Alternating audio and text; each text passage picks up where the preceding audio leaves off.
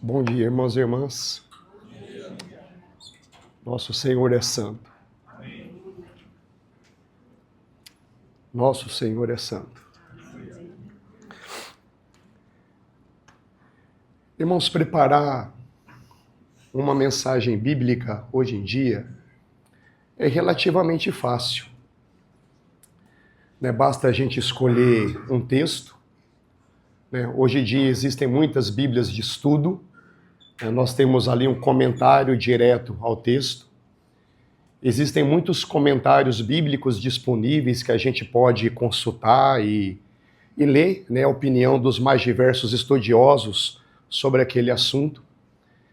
É até mesmo possível a gente procurar pela internet mensagens a respeito do assunto escolhido e simplesmente reproduzir a mensagem que assistiu. Então é relativamente fácil, se dar um estudo bíblico. Mas, irmãos, esse não é o caminho do Senhor para nós. O nosso maior desafio é estar aos pés do Senhor, é buscar comunhão com Ele, é olhar para o rosto dEle, é perguntar: Senhor, o que o Senhor quer dizer para aquele teu rebanho? Senhor, me dá uma palavra, que seja uma palavra específica que o Senhor deseja comunicar. Os irmãos entendem a diferença? O que o Senhor Jesus disse para a igreja em Éfeso não foi a mesma mensagem para Esmirna, que não foi a mesma mensagem para Pérgamo, e assim por diante. Cada uma daquelas assembleias havia uma demanda específica do Senhor para cada uma delas. E conosco, irmãos, também não é diferente. O nosso Senhor, no seu coração de bom pastor, irmãos, o nosso Senhor é o bom pastor. Cada um de nós somos ovelhas preciosas ao coração dele. E dentro do seu coração de bom pastor, ele tem uma mensagem específica para nós. Nós que temos aqui trazido a palavra, temos sempre orado e realmente pedido ao Senhor: Senhor, traga a tua palavra. E eu aguardo, irmãos, que essa manhã realmente seja a palavra dele para nós, que ele realmente possa nos falar profundamente, que saiamos daqui edificados, alimentados, fortalecidos pela palavra dele, a palavra dele que é viva e eficaz. O Senhor Jesus disse que as minhas palavras são espírito e são vida. Então que todos nós, pela graça do Senhor, saiamos daqui mais parecidos com Jesus. Amém? Então podemos orar mais uma vez?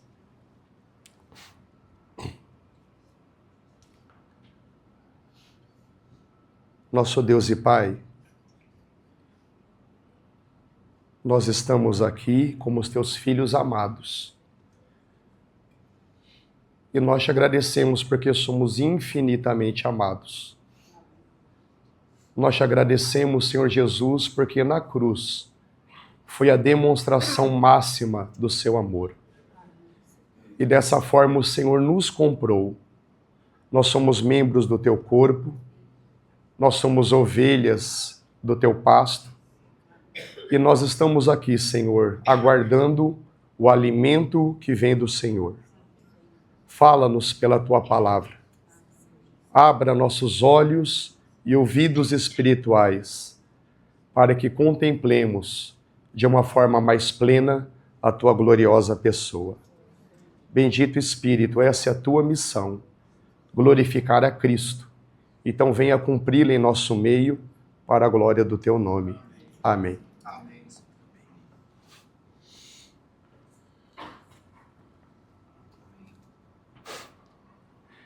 Irmãos, um belo dia, nós ouvimos o Evangelho.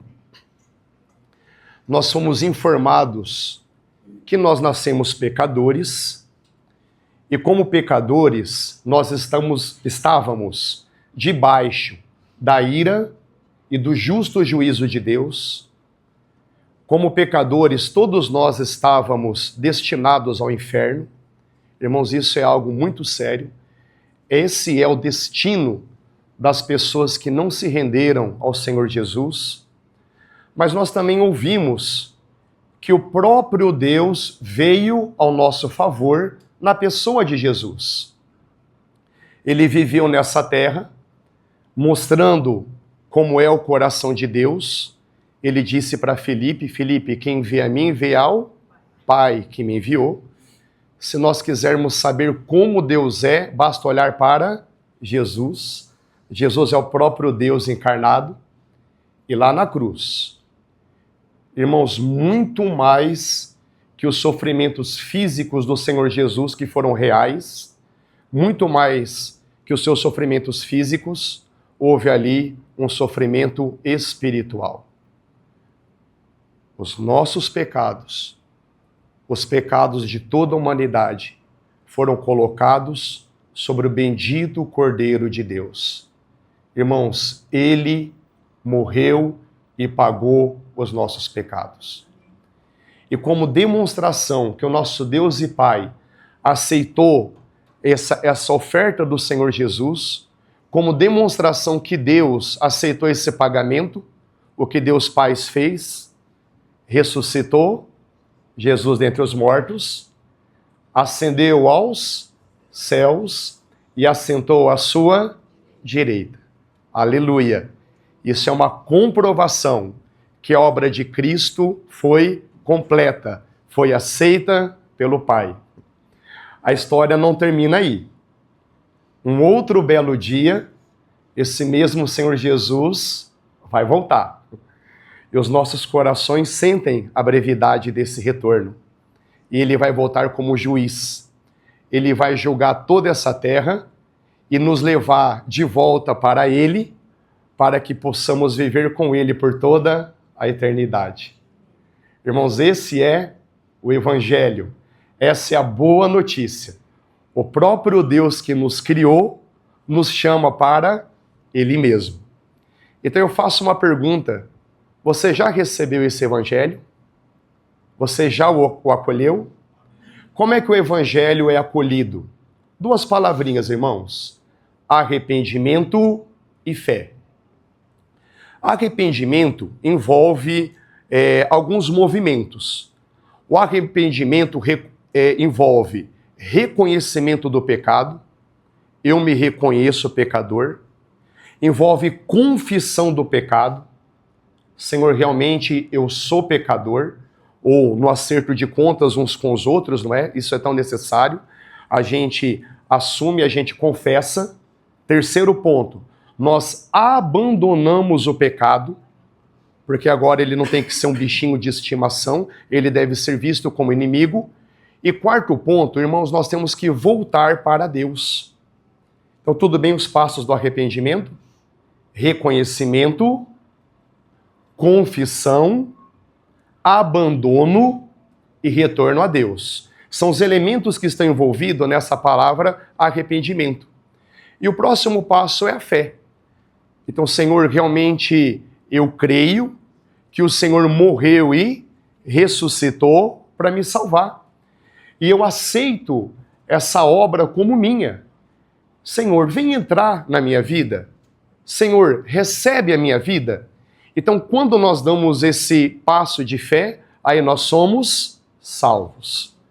Então, por favor, vocês poderiam me responder de forma audível? Vocês já se renderam a esse evangelho? Sim.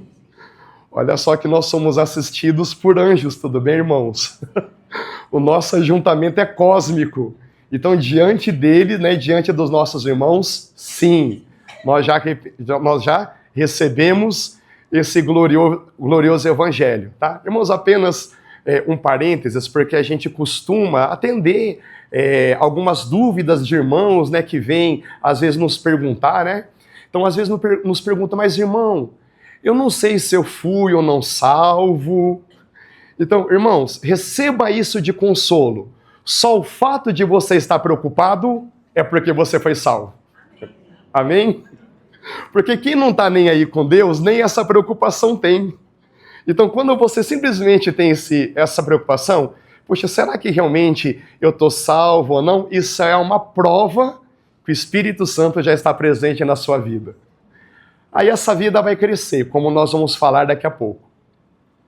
Então, quando nós acolhemos esse evangelho, ocorre um milagre na nossa vida que é a chamada conversão ou novo nascimento. Né? Recebemos o evangelho, nos arrependemos dos nossos pecados, nós rendemos a nossa vida ao Senhor Jesus, então ocorre esse milagre, né, nas palavras do Senhor Jesus: olha, você nasceu do alto, né, você nasceu de novo.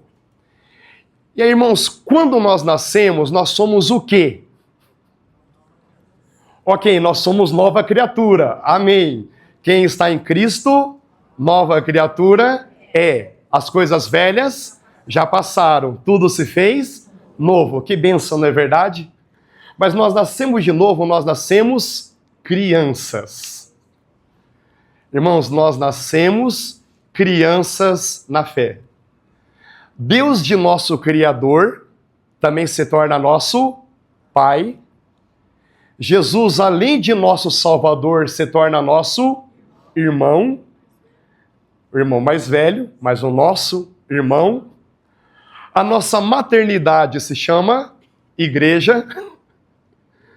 A igreja tem vários paralelos, né? É maternidade, é escola, é hospital, é quartel-general, aí indo para a Bíblia, é corpo de Cristo, é a igreja do Deus vivo, é a morada de Deus.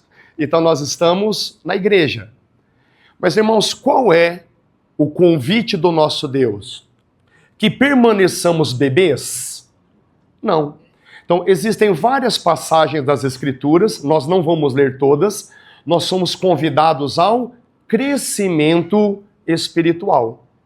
Então, quero apenas aqui citar 2 Pedro, capítulo 3, verso 18, que diz: crescei na graça e no conhecimento do Senhor. Então, irmãos, esse é o nosso convite. Tá? Nós nascemos de novo, nós nascemos bebês espirituais, não discernindo muito bem a realidade espiritual. A gente só percebe que alguma coisa aconteceu no nosso coração, mas nós somos convidados ao crescimento espiritual. Crescer na graça. Irmãos, a graça de Deus é do começo ao fim. Nós somos salvos pela graça. Nós crescemos pela graça. Somos santificados pela graça. Seremos glorificados pela graça. Irmãos, é a graça do nosso Deus. É por isso que Pedro diz: o nosso Deus de toda graça, que nos chamou para a sua glória eterna. Aleluia. Irmãos, o nosso Deus é um Deus gracioso. Toda vez que nós precisarmos, nós podemos chegar diante do teu trono, do trono dele, que é um trono de graça. Então, crescei na graça, nós vamos nos conscientizando sempre que tudo é favor de Deus.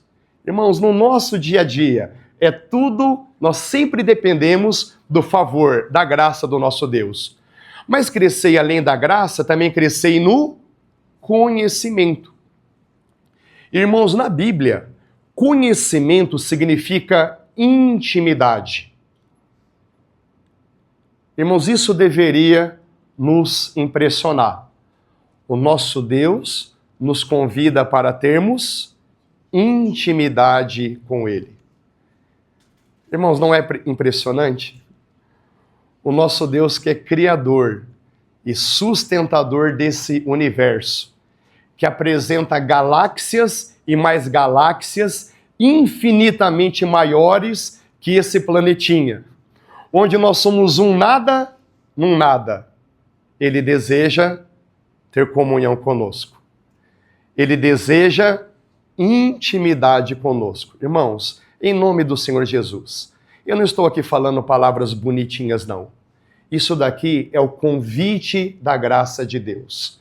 Ele deseja ter intimidade conosco. Além do nosso Senhor, do nosso Salvador, Ele anseia de nos chamar os seus amigos, aqueles que compartilham as batidas do seu coração bendito. E à medida que nós vamos caminhando com esse bendito Senhor, nós vamos gradativamente crescendo na graça e no conhecimento desse bendito Senhor. Então essa vai ser, irmãos, a palavra para essa manhã que veio ao meu coração enquanto estava aos pés do Senhor procurando uma palavra para esse momento.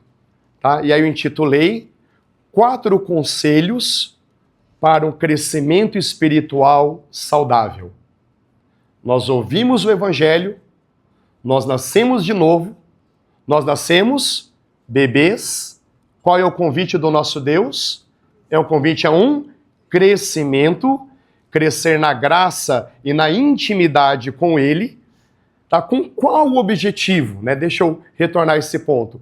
Qual é o objetivo do nosso crescimento? Então vamos abrir pela primeira vez a Santa Palavra de Deus em Romanos 8, capítulos 28 e 29. Tá? Ok, irmão, eu estou entendendo, né, que o nosso Deus deseja o nosso crescimento espiritual, Ele deseja que as nossas faculdades espirituais sejam desenvolvidas, mas normalmente o crescimento tem um alvo, não é verdade? Que alvo é esse? Romanos, capítulo 8, verso 28 e 29.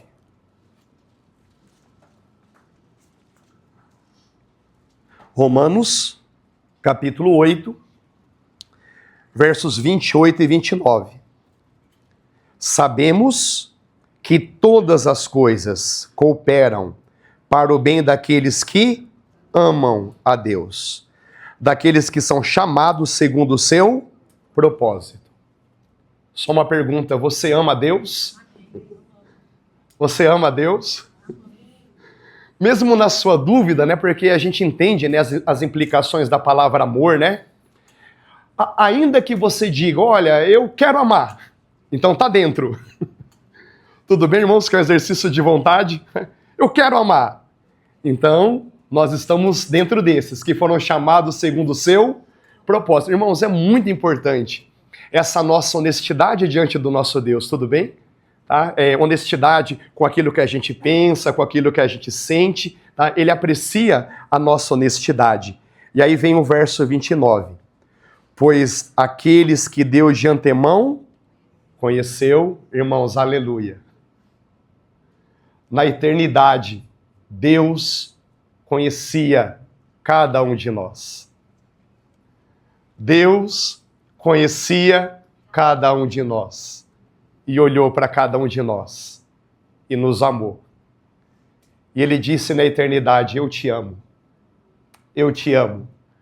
E Ele provou esse amor na cruz. Os que de antemão conheceu, esses também predestinou. Irmãos, agora está o nosso destino, tudo bem? Qual é o alvo do nosso crescimento? Está agora. Esse é o nosso destino, para serem conformes à imagem do seu Filho. Está com F maiúsculo aí, não é? Quem que é esse Filho com F maiúsculo? O Senhor Jesus. Para serem conformes ao seu Filho. Por quê? Para que ele seja o primogênito entre muitos irmãos. Ele é o primogênito. E quem são esses muitos irmãos? Somos nós. Nós estamos aqui. Mas mesmo assim, eu levanto a seguinte pergunta. Ô irmão chato, né? Tá claro, né, que o alvo do crescimento é sermos parecidos como Jesus, mas você poderia ser um pouquinho mais claro? O que significa ser parecido como Jesus? Tudo bem essa pergunta? Formas de respondê-la. Podemos ler os evangelhos, a forma como Jesus tratava as pessoas, a forma como Jesus obedecia ao seu Pai, a forma como Jesus se conduzia, quando ele era firme, quando deveria ser firme, quando ele era mais receptivo, né, quando deveria ser. Enfim, basta ler os evangelhos, mas a gente tem um resumo, o que significa ser como Jesus. Podemos ler Gálatas capítulo 5, verso 22 e 23? Tudo bem, eu fui salvo,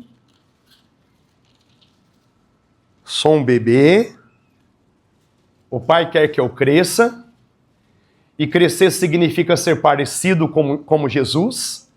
E o que significa ser parecido como Jesus? Gálatas capítulo 5, verso 22. Mas o fruto do Espírito é... Vou ter aqui ousadia. O caráter de Cristo é... Tenho essa permissão ou não? O Senhor Jesus era cheio do Espírito Santo? Com certeza. O fruto do Espírito, o caráter de Cristo é... Ser parecido com Jesus significa o quê? Amor, alegria, paz, longanimidade, benignidade, bondade, fidelidade, mansidão, domínio próprio. Irmãos, o que significa ser parecido com Jesus? Jesus é amoroso, Jesus é alegre. Irmãos, deixa eu fazer aqui um parênteses. Qual foi a pessoa mais alegre que pisou nessa terra? Jesus. Irmãos, Jesus era cheio do Espírito Santo. E um dos frutos do Espírito Santo é a alegria. Irmãos, é verdade que a gente depara com as nossas lutas e dificuldades e dores do dia a dia. Mas se tiver um cristão que não tem alegria em meio às dores, alguma coisa está errada. Porque um dos frutos é a alegria. Então Jesus é amoroso, Jesus é alegre, Jesus é pacífico, paz. Jesus é paciente. Irmãos, não é verdade? Que ele é paciente para conosco? Longânimo, paciente. Jesus é bondoso. Jesus é benigno. Jesus é fiel. Nunca te deixarei, jamais te abandonarei.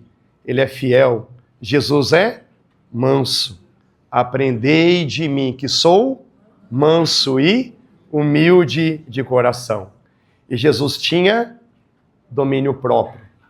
Falava quando tinha que falar, ficava quieto quando tinha que ficar quieto. Isso são evidências do domínio próprio. Então, o que significa ser parecido com Jesus? Significa ser cheio de amor, alegria, paz, paciência, bondade, benignidade, fidelidade, mansidão, domínio próprio. Aí eu achei muito interessante que num encontro caseiro recente, quando eu estava discorrendo o significado de cada uma dessas palavras, irmãos, eu até programei para estar refletindo um pouquinho a respeito do significado de cada uma dessas palavras, mas olhando aqui para o tempo, eu quero ser fiel. Mas eu lembro uma circunstância no encontro caseiro. Eu tinha acabado de discorrer, né, os significados mais profundos, né, de cada uma dessas palavras. Aí uma irmã, num surto de sinceridade, né, não esperava ser ouvida, né? Mas assim gritou: é impossível. É impossível. Eu falei: irmã, amém. É impossível mesmo. É impossível. É por isso que para cada um de nós nos foi dado o bendito Espírito Santo. Ele é o Deus dos impossíveis. O que é impossível para o homem é possível para Deus. Aí normalmente a gente fala dessa possibilidade para Deus. Não, é resolver o meu problema, é pagar a minha dívida, é curar a minha enfermidade. Irmãos, por favor, nosso Deus é poderoso para isso, tudo bem? Né? Em meio às nossas dificuldades, lutas, batalhas, Senhor, eu peço o teu socorro. Mas irmãos, vamos crescer um pouquinho? O meu Deus é o Deus do impossível. Ele é totalmente poderoso para encher a minha vida com seu amor, com a sua alegria, com a sua paz, com a sua paciência, com a sua bondade, com a sua benignidade, com a sua fidelidade, com a sua mansidão e com seu domínio próprio. Amém? Então, isso que significa crescer em Cristo, né? Ser parecido com Ele. Então, voltando agora um pouquinho, agora sim. Então, diante do Senhor me vieram 4 conselhos que vão aí nos orientar, nos ajudar de forma prática, como avançar nesse crescimento. E o primeiro conselho é: renuncie seu ego natural e se encha do Espírito. Primeiro conselho é o conselho que vai basilar todos os demais 3. Renuncie o seu ego natural e seja cheio do Espírito Santo. Encha-se do Espírito Santo de Deus. Irmãos, quando nós nascemos de novo, nós ganhamos a vida eterna. Irmãos, a vida eterna é um outro nome para o Espírito Santo. A vida eterna é algo que Deus nos dá. E o que Deus nos dá? É o seu Espírito. A vida eterna é o próprio Espírito Santo de Deus, é um outro nome do Espírito Santo dentro de nós. Só que essa vida eterna, ela encontra dentro de nós um inimigo, tá? E esse inimigo é o nosso ego natural. O nosso ego natural é a nossa personalidade, é aquilo que nós somos apartados de Deus.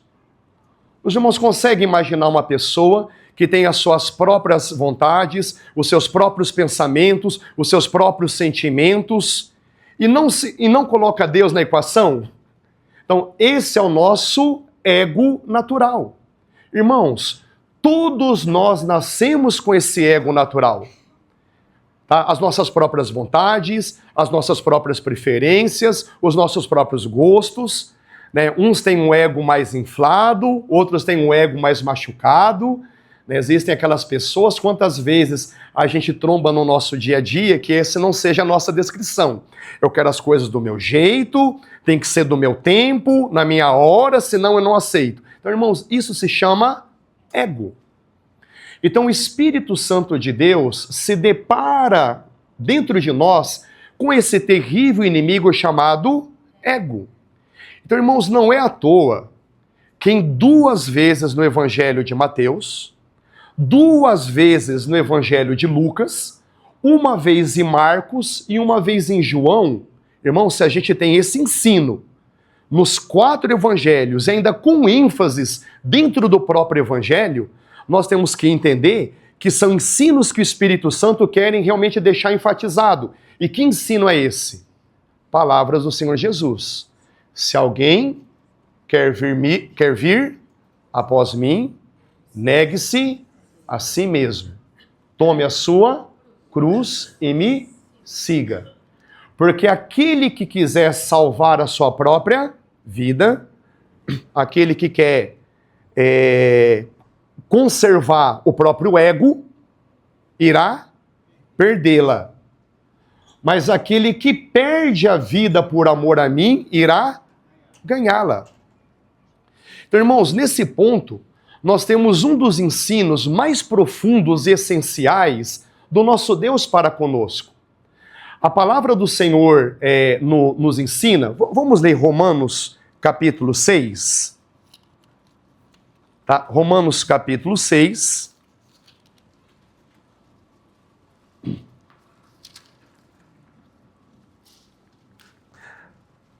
A palavra de Deus nos ensina que quando o Senhor Jesus estava lá na cruz, algo aconteceu no mundo espiritual. Irmãos, o mundo espiritual está além do tempo e do espaço.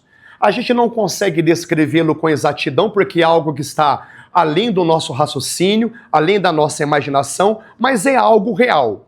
Algo aconteceu na realidade espiritual quando o nosso Senhor Jesus foi crucificado. A crucificação do Senhor Jesus foi real, histórica, ele realmente foi crucificado, mas ecoou, algo aconteceu também no mundo espiritual que está além do tempo e do espaço. É o que nós chamamos de realidade espiritual. Então, Romanos capítulo 6, tá? Vamos ler o verso 4. Fomos sepultados com ele na morte pelo batismo, para que, como Cristo foi ressuscitado dentre os mortos pela glória do Pai, assim também nós andemos em novidade de vida. Tá? Eu vou ler mais 2 versículos. Por favor, veja essas duas realidades combinadas, morte e ressurreição, como a gente leu agora. Tudo bem? Vamos lá para o verso 5. Porque, se fomos unidos na semelhança da sua morte, também o seremos na semelhança da sua ressurreição. Irmãos, tudo bem? Morte e ressurreição de Cristo. Vamos lá para o verso 8. Ora, se já morremos com Cristo, cremos que também viveremos com Ele. É a mesma temática, morte e ressurreição. Então, irmãos, quando nós cremos, nós nos unimos espiritualmente a Cristo. É por isso que Efésios 2 nos diz algumas palavras que num primeiro momento são enigmáticas. Onde é que nós estamos com Cristo agora? Nós estamos em Cristo, assentados com Ele nas regiões celestiais. Então, irmãos, existe uma realidade espiritual muito importante. Quando nós unimos a Cristo, nós somos unidos nele. Então, a história de Cristo passou a ser a nossa história. Então, o Senhor Jesus morreu, nós morremos com Ele. Ele ressuscitou, ressuscitamos com Ele. Ele ascendeu aos céus, ascendemos aos céus com Ele. Ele está sentado à destra do Pai, nós estamos assentados à destra do Pai nele, com Ele. Irmãos, se essas realidades fossem claras, nítidas, colocadas na nossa mente cada momento das nossas vidas, faria ou não diferença? Muita diferença. E como é que nós nos apropriamos dessas realidades? Qual é o agente divino que vem concretizar para nós essas realidades? O Espírito Santo de Deus. Irmãos, é por isso que tem que ser o nosso pedido. Ó bondoso Pai, encha-me do teu Espírito para que eu seja semelhante ao teu Filho. Irmãos, é uma pergunta que o nosso Deus e Pai vai responder ou não. O que está no coração dele? Ele quer que nós sejamos semelhantes a Jesus. E aí a gente chega no nosso Deus e Pai. Pai, encha-me do teu Espírito, porque eu quero ser parecido como Jesus. Amém? Podemos orar junto, irmãos? Assim? Pai, encha-nos do teu Espírito, porque queremos ser semelhantes a Jesus. Irmãos, que seja para mim e para você a nossa obsessão diária. Ser semelhante a Jesus. Ser cheio do Espírito. Então, irmãos, que essa seja a nossa realidade. Então, qual que é o primeiro conselho? Negue-se a si mesmo e encha-se do Espírito. Porque é o Espírito Santo, irmãos, que vai fazer em nós essa obra divina. Irmãos, existem as linguagens bíblicas para isso, né? Carne e espírito, velho homem e novo homem, né? Temos todo aqui, né, um embasamento na palavra, mas o nosso tempo é restrito. Então, quando nós realmente nos unimos a Cristo, a obra do Espírito Santo é remover esse ego velho, tá? O velho ego, o ego natural, e estabelecer em nós um novo ego, uma nova identidade. Tá? Irmã, pode falar também nova mulher, não tem nenhum problema. A minha velha mulher foi crucificada, agora eu sou uma nova mulher em Cristo. Então nós podemos nós temos que nos apossar dessas verdades espirituais. O Espírito Santo de Deus, irmãos, à medida que nós o buscamos, vai removendo o ego natural e estabelecendo em nós o ego espiritual, a nova pessoa que somos em Cristo. E só para reforçar, como é que essa nova pessoa que nós somos em Cristo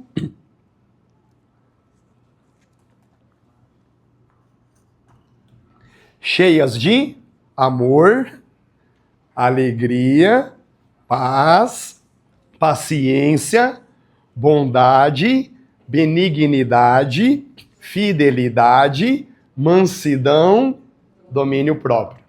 O Espírito Santo de Deus vai ministrar essa realidade nas nossas vidas.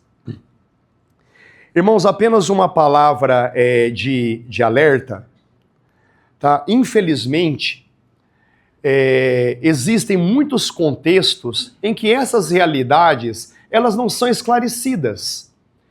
Então existem muitas pessoas que têm uma experiência de conversão, realmente tiveram, né, uma experiência com Jesus, mas não receberam esse ensino e simplesmente imaginam que o seu ego tem que ser melhorado. Os irmãos entendem ou não? Tá? Infelizmente existem contextos, olha, né, fui salvo, fui perdoado, né, o Senhor entrou na minha vida, e agora? Aí agora o meu ego tem que ser melhorado. Né? Aí começa aquela luta, né, de aquisição de novos hábitos, e aquilo que era muito alegre no começo passa a ser algo muito cansativo. Porque, irmãos, o nosso ego não deve ser melhorado. O nosso ego tem que ser crucificado. O nosso ego não deve ser melhorado. O nosso ego deve ser crucificado, para que o Espírito Santo nos encha e manifeste em nós a pessoa que Ele é, né, com todas as virtudes de Cristo. Amém? Então, qual que é o primeiro conselho? Negue-se a si mesmo e se encha do Espírito, que é o enchimento do Espírito que vai produzir em nós a nossa nova identidade que temos em Cristo. Irmão, segundo o conselho, e aqui eu sei que pode parecer um pouco religioso, mas eu explico as barreiras que existem. Adquira a rotina diária de oração e leitura da palavra. Adquira a rotina diária de oração e leitura da palavra. Irmãos, o nosso Deus nos chama à comunhão. Mas de forma prática, como é que nós podemos desenvolver essa comunhão? Através da oração e através da leitura da palavra. Tem um outro modo que é o terceiro conselho. Oração e leitura da palavra. Lembrando as recomendações do nosso Senhor Jesus. Busquem em primeiro lugar o reino de Deus e a sua justiça, e todas as demais coisas nos serão acrescentadas. Então, irmãos, logo pela manhã, irmãos, o Senhor Jesus fazia isso. Está muito claro no Evangelho de Marcos que o Senhor Jesus levantava mais cedo para ter comunhão com o Pai. Porque o Senhor Jesus, né, o prazer, a alegria dele era a comunhão com o Pai. Para depois descer para a luta do dia a dia. Irmão, se o Senhor Jesus dedicava as primeiras horas do dia para estar diante do Pai, será que nós somos mais santos do que Jesus e não precisamos disso? Irmãos, em nome do Senhor Jesus, que a gente levante e vamos procurar a face do nosso Deus. Busque em primeiro lugar o reino de Deus. E depois todas as coisas Ele vai nos acrescentar. Irmãos, aí eu gostaria de ser muito realista.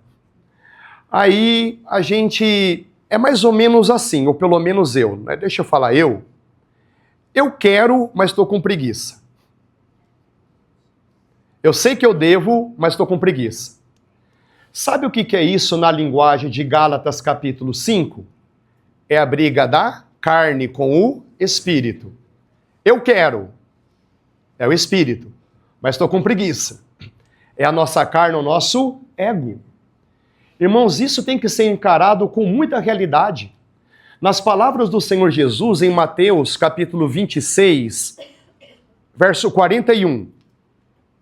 Orai e vigiai. O espírito está pronto, mas a carne é fraca.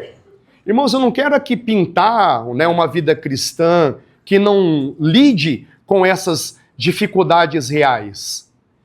Então, eu quero, mas estou com preguiça. Né? É o Espírito Santo que nos chama, mas o corpo está relutando. Tá? Testemunho, né, na experiência pessoal, irmãos, isso é muito constante na minha vivência. Né? Quando tiro lá os meus primeiros momentos de oração, os primeiros momentos são terríveis. É a agenda do dia, é o trabalho, é o que eu tenho que resolver, é aquela luta, né? Senhor, misericórdia, me ajuda a olhar para Ti. Senhor, ganha meu coração. O meu ego foi crucificado. Encha-me do Teu Espírito. E a gente começa a avançar. Irmãos, quantas vezes chega um momento que não dá vontade nem de parar de orar? Os irmãos entendem ou não? A gente dá aquele passo de fé, entendendo as lutas reais que existem dentro de nós, né? Vamos batalhando. Senhor Jesus, a batalha é sua. Vai na frente, vença, me dá coração focado, ajuda meus olhos a olhar para Ti. Né? Aí vai mais um pouquinho. Mas tem aquele boleto para pagar. Senhor, obrigado porque Tu és a minha provisão. Né? Irmãos, e a gente vai avançando diante do Senhor. Irmãos, chega um momento, né, como diz o Salmo 66, Ele nos leva para um lugar espaçoso. Então, irmãos, que nós cultivemos essa atitude de orar e ler a palavra, né? A oração é a gente falando com Ele, a palavra é Ele falando com a gente.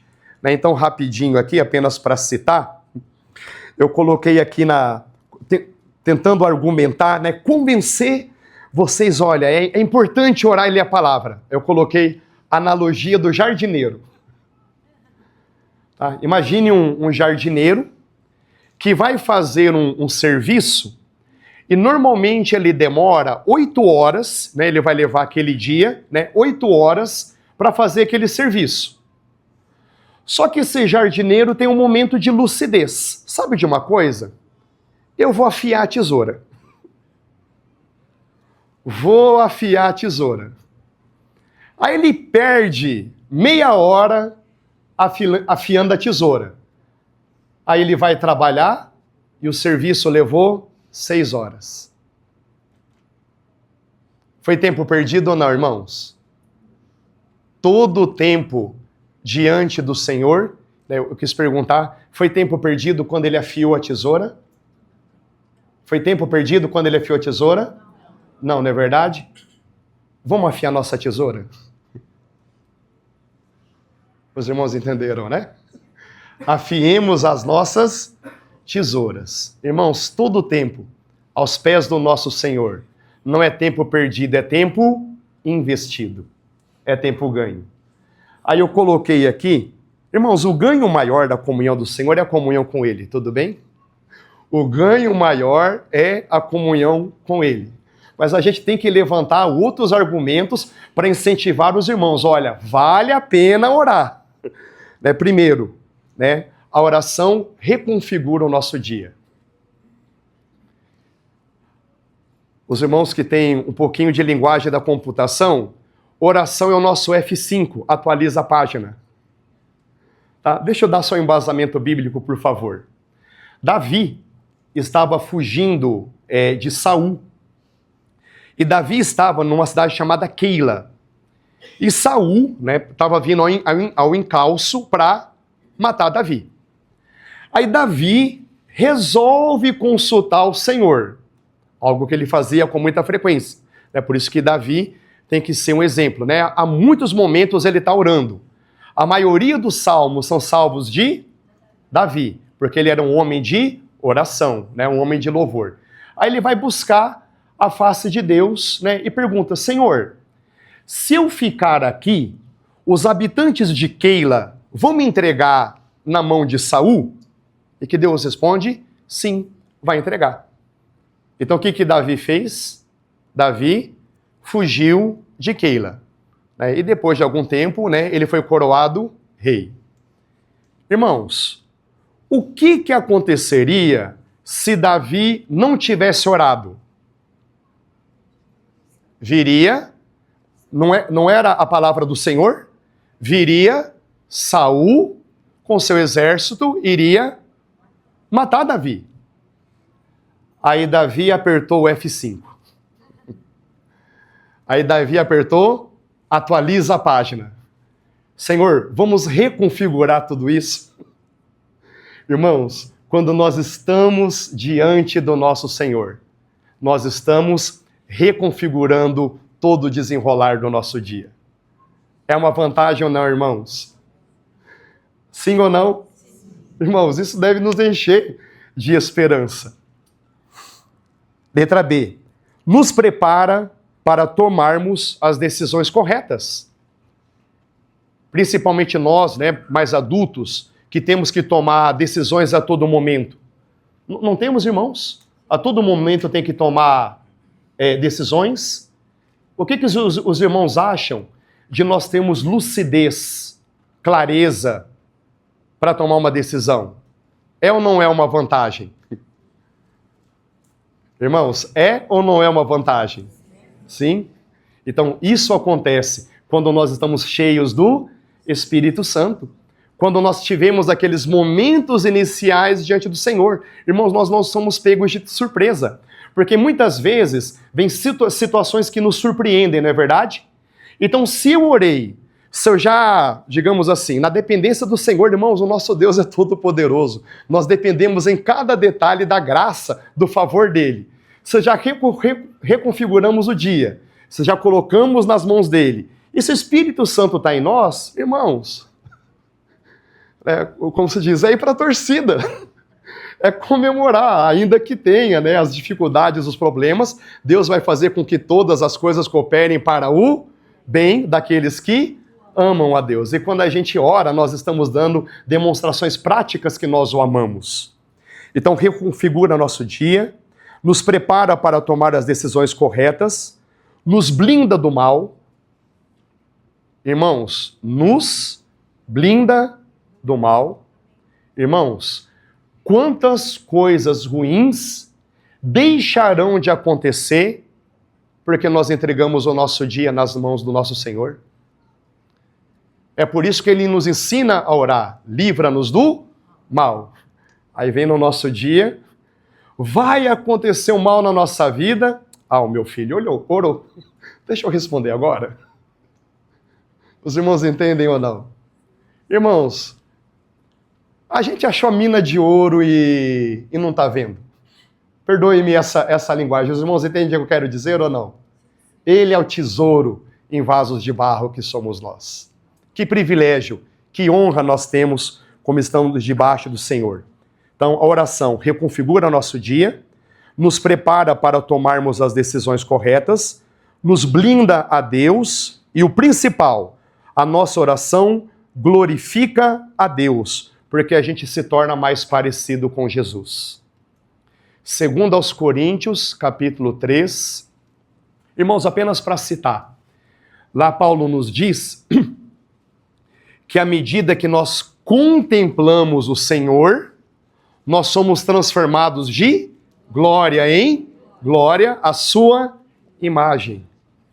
Irmãos, quando nós estamos orando de uma forma franca e sincera, o que nós estamos fazendo? Pela fé, contemplando a face do Senhor. Sim ou não? Quando estamos em oração, Senhor, abra agora meus olhos da fé. Eu quero te contemplar. Abra meus ouvidos da fé.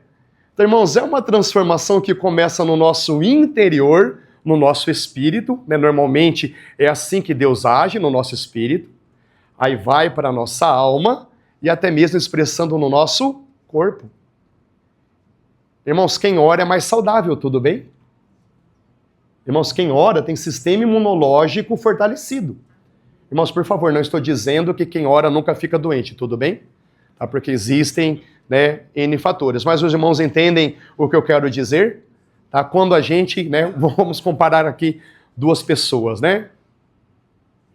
Uma que tem uma maior vida de oração e outra que é, né, a pessoa que tem uma vida de oração, tá? Ela tem uma maior saúde, né? Saúde na sua alma, nos seus pensamentos, né? a gente eu entrei aqui numa seara perigosa, porque a gente sabe que existem alguns arranjos do Senhor, mas os irmãos entendem que quando a gente ora, a gente fortalece o nosso sistema imunológico. E em relação à leitura da palavra, tá? Eu vou apenas citar aqui os benefícios, né? Os irmãos entendem? A oração é nós falando com Deus, a palavra é Ele falando conosco, né? Então, citando alguns benefícios da palavra. A palavra de Deus nos limpa, nos purifica. Efésios capítulo 5, verso 26, que nos fala a respeito da purificação da nossa alma pela lavagem pela palavra. Os irmãos, acho que todo mundo já ouviu a expressão, né? Ai, lavei a minha alma. Já ouviram a expressão? Irmãos, quando a gente lê a palavra de Deus com o coração, sai da leitura, minha alma foi lavada. A palavra de Deus lava a nossa alma, né? Nos tornando pessoas mais leves. A palavra de Deus nos alimenta, nos fortalece. Deuteronômio 8:3, citado pelo Senhor Jesus na tentação. Nem só de pão viverá o homem, mas de toda palavra que procede da boca de Deus. A palavra de Deus nos alimenta. A palavra de Deus nos ilumina. Salmo 119, 105. Lâmpada para os nossos pés é a sua palavra e luz para os nossos caminhos. A palavra de Deus nos ilumina. A palavra de Deus gera e fortalece a fé. Romanos 10, 17. Porque a fé vem pelo ouvir e ouvir da palavra. Quando a gente ouve, quando a gente lê a palavra, a nossa fé é fortalecida. E a palavra também nos santifica. João 17, 17. Das palavras do Senhor Jesus. Pai, santifica-os pela tua palavra. A tua palavra é a verdade. Tá? Então eu elenquei esses benefícios. Então a palavra de Deus nos purifica, nos alimenta, nos fortalece, nos ilumina, gera e fortalece a fé e ela nos santifica. E eu vou estabelecer aqui, irmãos, uma meta perfeitamente alcançável. Um capítulo do Novo Testamento por dia. Não vai levar 3 minutos. Tudo bem, irmãos, querendo ser muito prático? Um capítulo do Novo Testamento por dia. Tá? Apenas orientando, né? Porque às vezes eu me coloco, né, no lugar dos irmãos. Ok, irmão, estou entendendo que é para ler a palavra, ok, mas amanhã é segunda-feira, como é que eu faço isso? Então, aqui, um capítulo por dia do Novo Testamento. Né? É uma meta totalmente assim plausível. Terceiro conselho, congregue, reúna, esteja junto dos seus irmãos. Tá? Irmãos, qual é a vontade de Deus para as nossas vidas? Se a gente perguntar, né? Qual é a vontade de Deus para a minha vida? Será que Deus tem um plano para a minha vida? Tem ou não? Tem. Qual é o plano de Deus para as nossas vidas? Sermos parecidos com Jesus. Há algo de Jesus que o Senhor quer expressar em cada um de nós. Mas quando nós lemos, irmãos, em especialmente a carta de Paulo aos Efésios, mais concentrada nos capítulos 2, 3 e 4, tá? O 5 também tem algo, mas mais nesses capítulos, o que a gente descobre? Que a conformação a Cristo é coletiva. A conformação a Cristo é coletiva. Irmãos, ninguém sozinho será maduro. Irmãos, ninguém sozinho. Eu me acho muito espiritual, né? Já estudei bastante. Os irmãos não têm nada para contribuir. Eu estou aqui martelando o meu caixão. Estão entendendo, irmãos? Ninguém sozinho será maduro espiritualmente. Irmãos, nós precisamos uns dos outros. Tá? A palavra de Deus é muito clara. A conformação de Cristo é coletiva. Né? Até que todos, né, até que todos cheguemos à unidade da fé, à estatura de varão perfeito, à plenitude de Cristo. Irmãos, até aqui, todos. Então, irmãos, se a gente realmente deseja crescer nesse alvo, temos que caminhar com os nossos irmãos e irmãs. Tá? Aí eu coloquei mais alguns pontos aqui a respeito do congregar. É necessário congregar para a gente obedecer o batismo e ceia.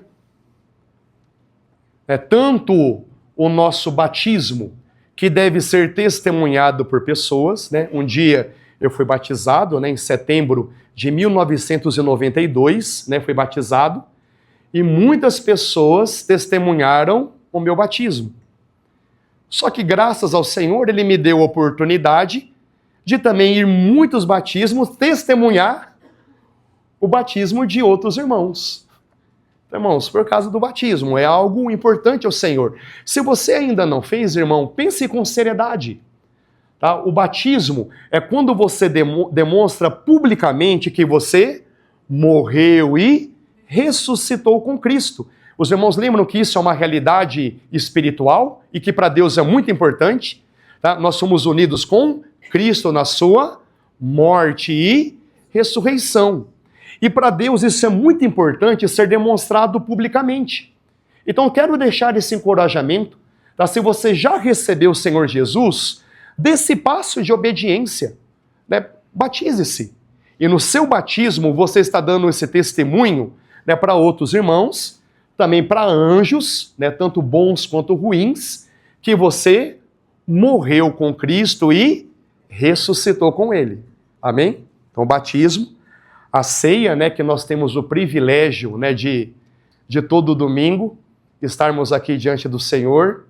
E cá entre nós, irmãos, foi bom domingo passado, não foi? Irmãos, meu coração estava explodindo de alegria.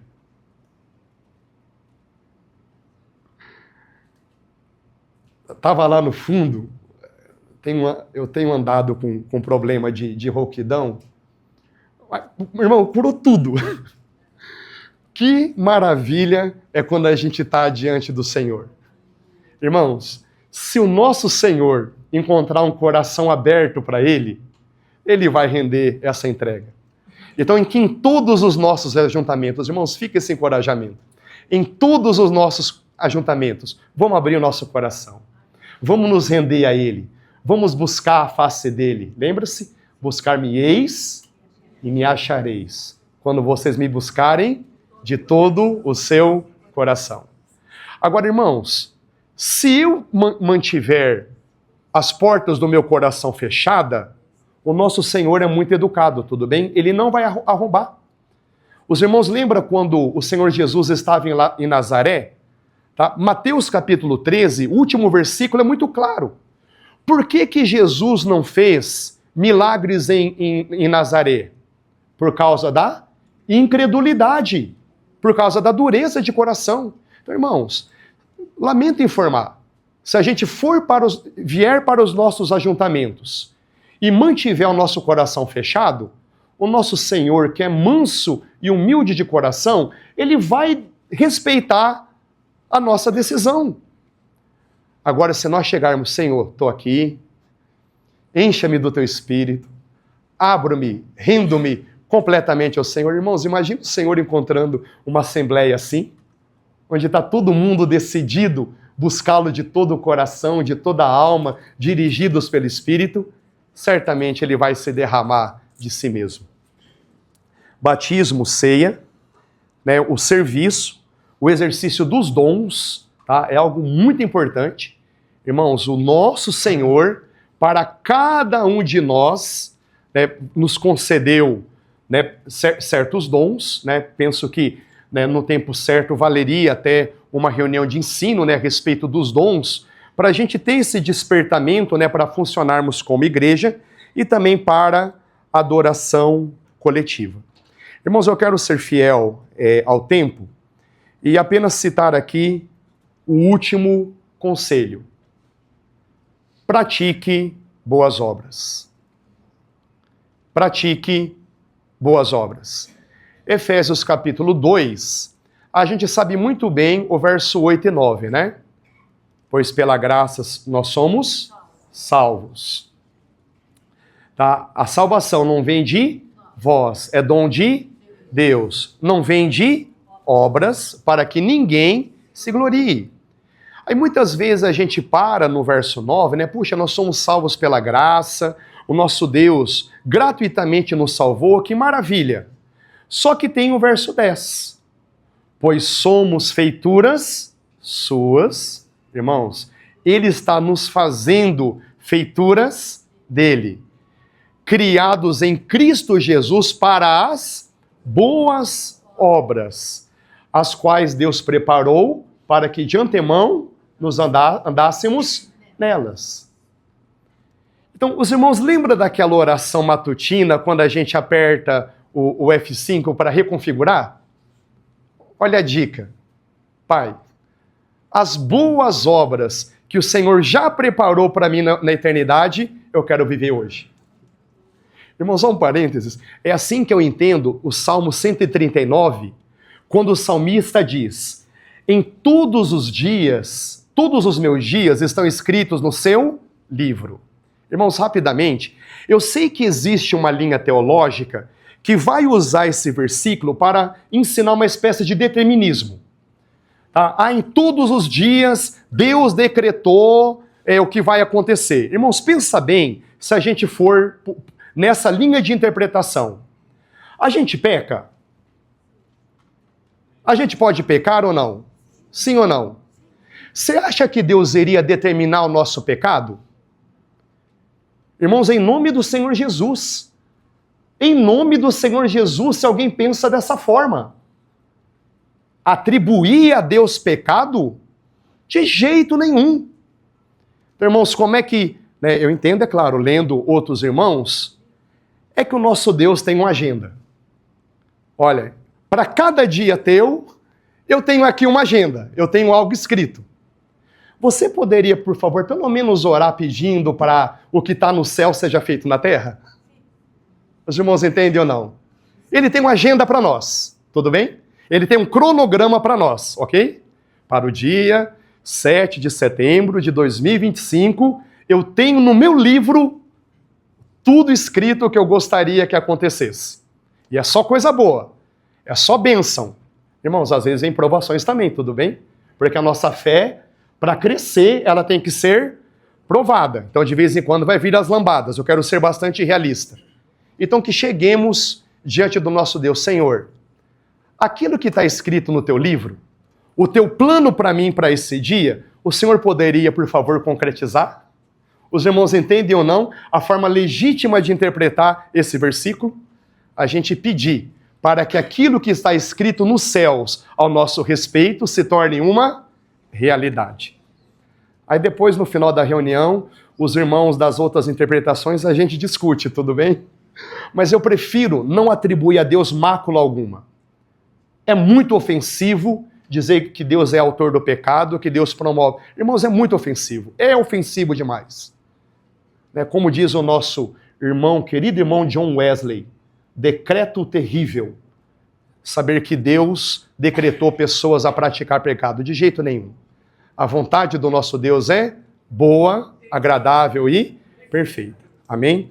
Irmãos, existem aqui mais conselhos, tá? A respeito da prática das boas obras, né? O Senhor Jesus dizendo que a luz de vocês brilhem diante dos homens ao ver as suas boas obras e assim eles vão glorificar o nosso Pai que está nos céus. Irmãos, eu só sou um irmão. Permita-me abençoá-los. Em nome do Senhor Jesus. Em nome do Senhor Jesus. Que todos vocês, todos nós, sejamos cheios de boas obras. Que sejamos sal. Que sejamos luz. Que sejamos cheios do Espírito Santo de Deus. Para manifestar o perfume dele. Para manifestar a glória dele. Que sejamos cheios de boas obras. E que o nome do nosso Deus seja glorificado nas nossas vidas. Que todas as pessoas vejam a pessoa do Senhor Jesus sendo expressa em nós. Amém? Amém. Podemos orar então, irmãos, agradecendo? Amém. Senhor, nós te agradecemos por esse momento. Senhor, muitas coisas foram ditas. Nós cremos, Espírito Santo, que somente Tu és poderoso para aplicá-las em nossas vidas. Ó Senhor, nos rendemos a Ti. Senhor, nos leve à prática dessas atitudes práticas aqui citadas. A cada dia, Senhor, que possamos renunciar o nosso ego natural e encha-nos, Espírito Santo, estabelecendo em nós o ego espiritual, a nova pessoa que somos em Ti. Senhor, dá-nos graça para cada dia tenhamos um momento rico de oração e leitura da Tua Palavra, cultivando o nosso relacionamento. Espírito Santo de Deus, seja mais forte que a nossa carne, porque Tu és mais forte. Então venha realmente reivindicar essa força e dar-nos esse prazer e alegria na oração e na leitura da Tua Palavra. Senhor, conceda-nos graça de sempre permanecermos juntos, de sempre estarmos conscientes que a conformação a Ti é coletiva. Senhor, dá-me sempre essa consciência que eu preciso dos meus irmãos, da mesma forma que eles precisam de mim. E por fim, Senhor, que sejamos, por Tua graça, cheio de boas obras. As boas obras que o Senhor preparou. As boas obras que estão escritas no Teu livro. É por isso que nós oramos, Senhor. Seja feito aqui na terra, assim como no céu. O que está escrito no céu, Senhor, a nosso respeito, no Seu livro, que possamos vivê-lo intensamente cada dia. Porque dessa forma o Teu nome é glorificado em nós. Nosso Deus e Pai, nós oramos em nome do Senhor Jesus. Amém e amém. Amém. Obrigado, irmãos. Obrigado.